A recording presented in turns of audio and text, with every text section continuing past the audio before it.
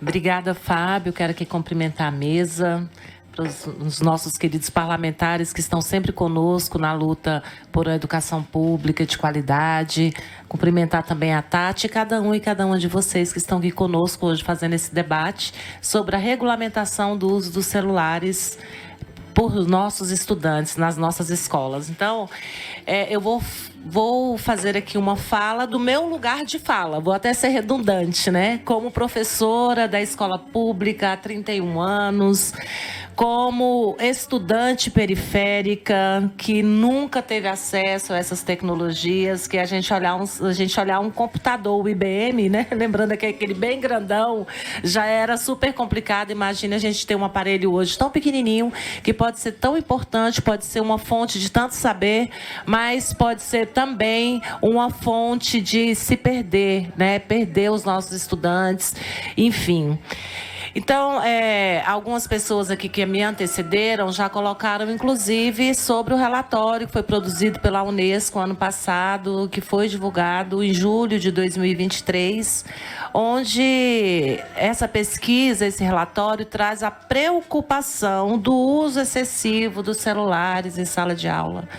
E essa pesquisa diz, inclusive, que 1 em cada 4 países hoje proíbem o uso do aparelho em sala de aula, né?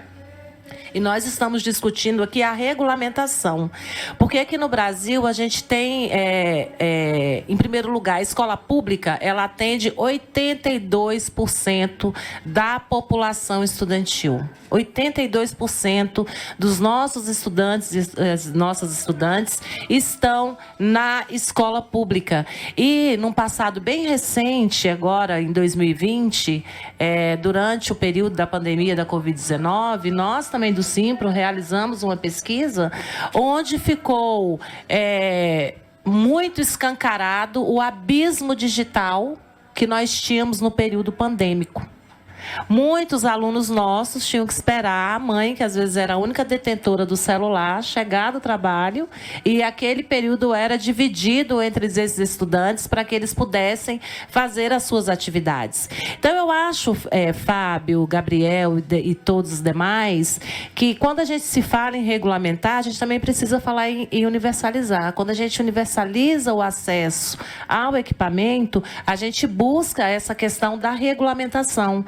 Porque hoje os nossos professores, as nossas professoras, elas também estão reféns deste instrumento que pode ser usado como uma ferramenta pedagógica, mas não como um fim.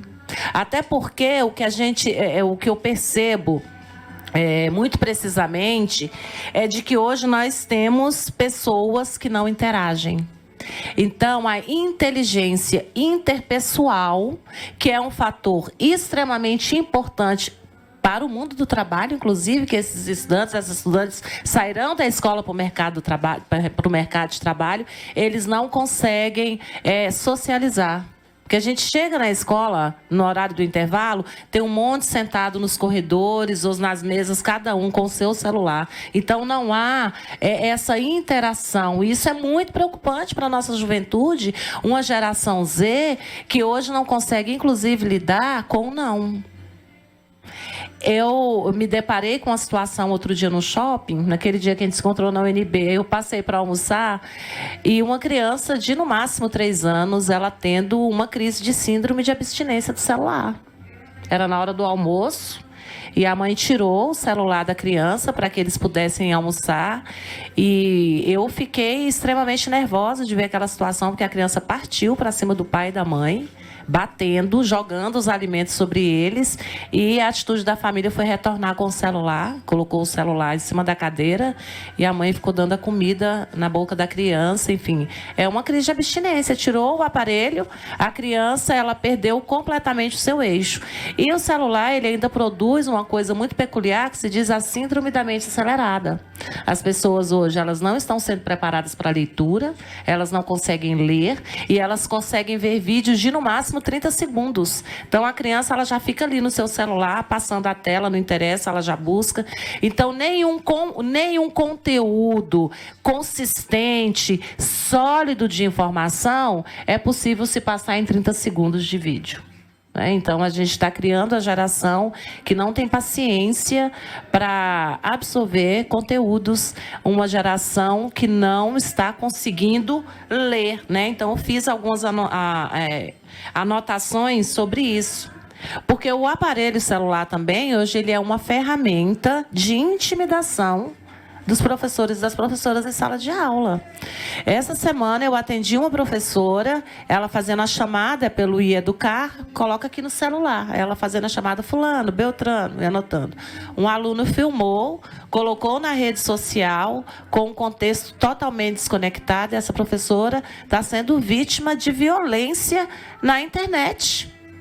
Porque de 2016 para cá, com o advento da lei da escola sem partido, que não foi aprovada, é importante a gente dizer isso, mas foi tão trabalhada no inconsciente da sociedade que a sociedade implementa essa lei o tempo inteiro, marginalizando e criminalizando os nossos professores e as nossas professoras. Tudo bem, então, primeira coisa que eu falei lá no início, vamos universalizar a ferramenta.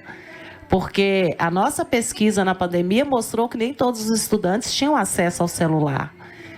E quando se universalizar o instrumento, em que momento nós vamos utilizar? Qual vai ser a nossa proposta pedagógica? O currículo em movimento, ele está trazendo sobre isso? O projeto político-pedagógico da escola está fazendo a abordagem desta ferramenta? Porque ela tem que ser uma ferramenta pedagógica. Ela não pode substituir a interação entre professores e estudantes, entre estudantes e estudantes, estudantes e funcionários de escola, né? Então, a gente precisa, eu acho que o papel da escola, ela vai além de letras e números. O papel da escola também é preparar para conviver harmoniosamente, respeitando a diversidade, a pluralidade da comunidade escolar. E, infelizmente, esse aparelho, ele tem sido também um instrumento de alienação.